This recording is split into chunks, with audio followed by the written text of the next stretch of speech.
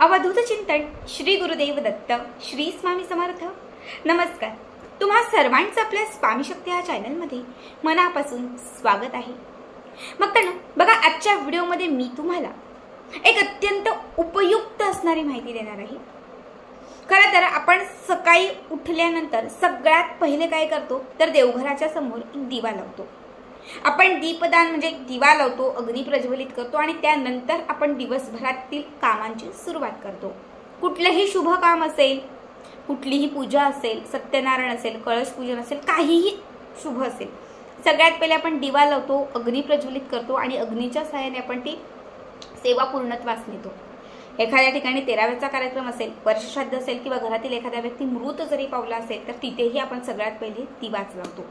कारण असं म्हटलं जातं की दिव्याच्या साक्षीने जर तुम्ही कुठली म्हणजे अग्नीच्या साक्षीने जर तुम्ही कुठली सेवा केली, कुठली पूजा केली, कुठली आराधना केली तर ती क्षणात सिद्धीस जाते।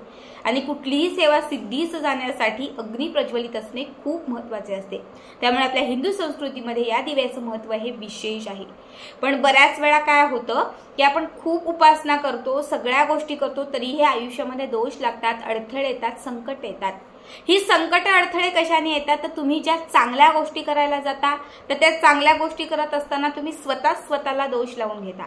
आता मी दिवा प्रज्वलित केलेला आहे, मी सगळं केले, उपासना केले, सगळं केलंय, पण त्याचं मला फळच मिळत नाहीये किंवा त्यातून मला अनुभवच येत नाहीये। आता हे का होतंय तर जो तुम्ही दिवा लावलेला आहे देवघरामध्ये किंवा एखाद्या पूजेच्या ठिकाणी त्यातील दिव्याची वात तुम्ही कचऱ्यात फेकताय, दिव्याची वात तुम्ही कोणाच्याही दारात टाकताय, दिव्याची वात तुम्ही एखाद्या घाणीत टाकताय। लक्षात ठेवा, जेव्हा आपण तो दिवा देवघराच्या समोर लावतो, तेल घालतो, वात घालतो आणि जेव्हा आपण तो दिवा प्रज्वलित करून तिथे उपासना करतो तेव्हा तो दिवा सिद्ध होतो। या दिव्यात दैवी शक्तीचा एक अंश असतो, या दिव्यात एक दैवी तत्व येतं, एक ऊर्जा येते आणि ही ऊर्जा किंवा हे दैवी तत्व त्या दिव्यामध्ये आल्याने हा दिवा पूर्णपणे सिद्ध होतो। मग त्या दिव्यातील वातीचा जर तुम्ही दुरुपयोग करत असाल, चुकीचा वापर करत असाल तर आवर्जून तुम्हाला दोष लागणार। मग दोष लागले की अडथळे, अडचणी, बाधा सगळं काही सुरू होतं। आजच्या व्हिडिओमध्ये मी तुम्हाला अत्यंत उपयुक्त, अत्यंत महत्त्वाची माहिती सांगणार आहे। नक्की दिव्यातील वातीचं काय करावं, ती कचऱ्यात टाकावी, ती नक्की कुठे टाकावी किंवा ही दिव्यातील जी वात आहे तिचा आपण सदुपयोग कसा करू शकतो, जे आपल्याला दोष लागलेले आहेत हे दोष कसे दूर करू शकतो, याबद्दलची संपूर्ण सविस्तर माहिती मी आजच्या व्हिडिओमध्ये सांगणार आहे। जे लोक दिव्यातील वात कचऱ्यात टाकून देतात त्यांनी आपला आजचा हा व्हिडिओ आवर्जून बघा, प्रत्येकाने बघा। सगळ्यात पहिली गोष्ट बघा, आपण जे कचरा म्हणजे जे आपण कचरा साठवणुकीचं ठेवतो, आपल्या डस्टबिन वगैरे असेल, जेव्हा आपण त्यात ही वात घालतो, तुम्ही सांगा त्या डस्टबिन मध्ये कुठली चांगली गोष्ट असते? कचरा येतो। कचऱ्यात कितीतरी घाणीच्या गोष्टी असतात आणि ही सिद्ध झालेली वात तुम्ही कचऱ्यात टाकताय। खरं तर हे खूप मोठं पाप आहे। चुकूनही ही सवय आजच तुम्हाला सोडायची आहे। चुकूनही दिव्यातील वात ही कचऱ्यात टाकायची नाही। याने काय होतं, जी सेवा करताय ना ती सेवा तुमची कचऱ्यात जाते, जी आराधना पूजा करताय ती तुमच्या कचऱ्यात जाते। बरेच लोक काय करतात, बेसिंगच्या इथे येतात, दिवा देवघरातून उचलून आणला, बेसिंगच्या इथे आलो, ती वात जी आहे ती त्याच्यावरती त्या बेसिंगमध्ये एकतर सोडायची किंवा मग तिथे कचऱ्याचा डबा असेल तर त्यात टाकायची त्या घाणीमध्ये आणि दिवा स्वच्छ घासून ठेवायचा। तर तुमची जी सेवा आहे ना ती तुम्ही तिथल्या त्या घाणीत किंवा त्या पाण्यासोबत विसर्जित करताय। त्यामुळे तुम्ही जी सेवा केलेली आहे तिचं तुम्हाला जे पूर्ण फळ आहे हे कदापि लाभणार नाही।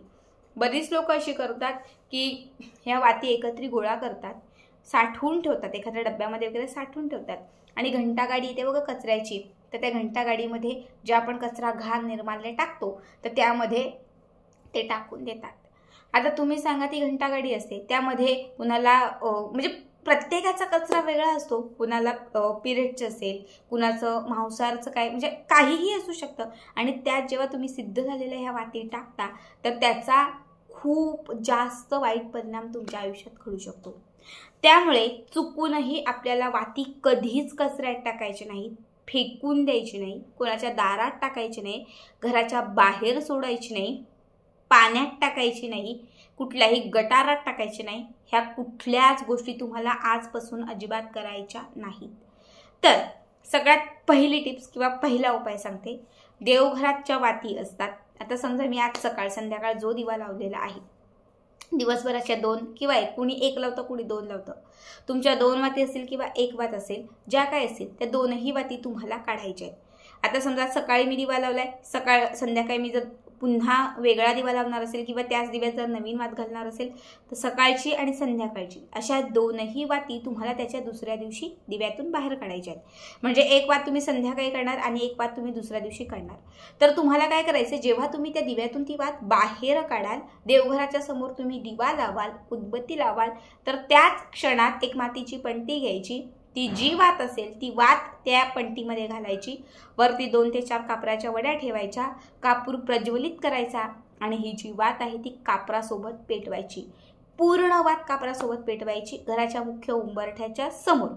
उंबरठा जिथून लक्ष्मी घरात प्रवेश करते, जिथून घरामध्ये सकारात्मकता येते. जर ही सिद्ध झालेली वात तुम्ही घराच्या उंबरठ्यावरती प्रज्वलित केली तर लक्षात ठेवा, तुमच्या घराच्या उंबरठ्याच्या आजूबाजूचा जो ओरा आहे तो पूर्ण पॉझिटिव्ह आणि सकारात्मक होईल.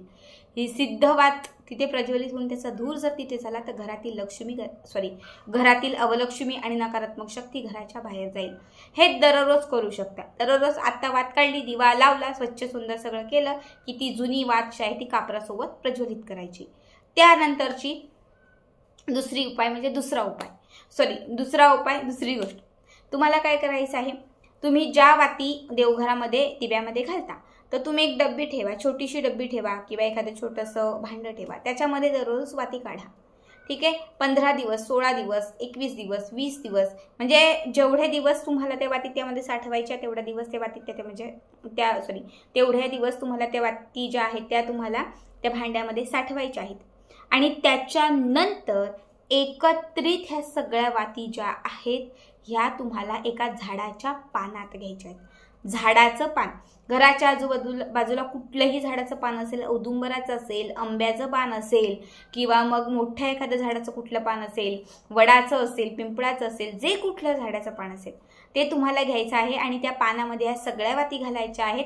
त्या पाण्याची पोटलीसारखी करायची आहे, पुडीसारखी करायची आहे आणि तुमच्या गॅलरी टेरेसमध्ये कुठे कुंडी असेल झाडाची किंवा आजूबाजूला काही छान झाडं असतील तर ती तिथे थोडीशी माती बाजूला करायची आणि ह्या वाती त्या पानामध्ये भरून त्या झाडाच्या बुडाजवळ किंवा तिथली माती थोडीशी बाजूला करून त्या जमिनीमध्ये हे पुरून टाकायचं.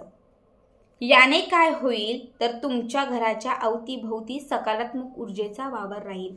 सिद्ध झालेल्या वाती तुमच्याच घराच्या अवतीभोवती एखाद्या झाडाच्या जवळ तुम्ही पुरल्या तर तुमच्या घरामध्ये त्या वातीतून किंवा ती सकारात्मकता तुमच्या घरामध्ये राहील. शिवाय त्या झाडाला खतही प्राप्त होईल.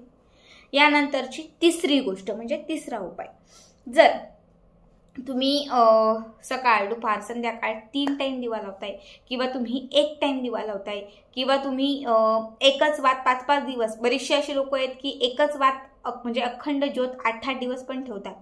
अशा तुमच्या ज्या काही वाती असतील ह्या वाती तुम्हाला एकत्रित करायच्या आहेत. 1, 2 ते 3 दिवस तुम्हाला 1 वात, 2 वात, 3 वात, जेवढ्या 2 ते 3 दिवसात तुमच्या वाती एकत्रित होतील ह्या सगळ्या वाती तुम्हाला एकत्रित करायच्या आहेत. आणि ह्या सगळ्या वाती एकत्रित करून तुम्हाला ह्या वाती म्हणजे त्या वातीमध्ये असणारं सगळं जे तेल आहे हे तेल बाहेर काढून टाकायचे.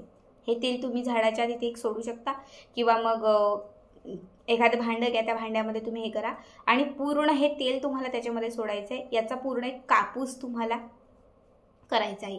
म्हणजे याचा व्यवस्थित कापूस, फक्त कापूस याचा तयार होईल. आता ह्या ज्या वाती आहेत ह्या तुम्हाला 1, 2 ते 3 दिवस उन्हात सुकवायच्या आहेत. तुम्ही 1 महिन्याच्या वाती साठवल्या अशा तरीही चालतील. 1 महिन्याच्या वाती एका डब्यामध्ये साठवा. 1 महिना वगैरे झाला की त्याच्यानंतर या वातीतील सगळं तेल बाजूला काढून टाकायचं आणि याचा फक्त थोडासा भुसभुशीत कापूस ठेवायचा. ठीक आहे. त्यानंतर ह्या वाती उन्हामध्ये थोड्याशा सुकवायच्या. ह्या वाती उन्हामध्ये थोड्या सुकल्या, थोड्याशा कडक झाल्या की त्याच्यानंतर ह्या ज्या वाती आहेत ह्या मिक्सरला लावायच्या. मिक्सरच्या भांड्यामध्ये टाका आणि त्याची पावडर तयार होईल.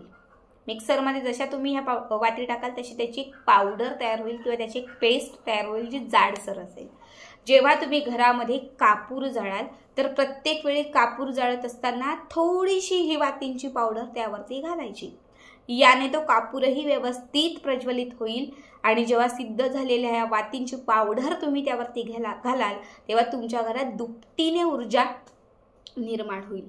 घरामध्ये सकारात्मकता येईल, मनातील इच्छा पूर्ण होईल, घरामध्ये दैवतत्वाचा वास राहील आणि तुमच्या घरातील ओरा जो आहे तो नेहमी पॉझिटिव्ह राहील.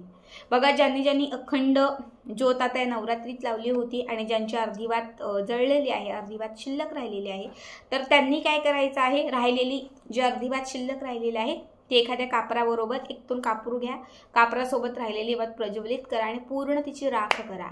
तयार झालेली जी राख असेल त्या राखेचा एक टिक्का तुम्हाला आणि घरातल्या सगळ्या सदस्यांना लावा.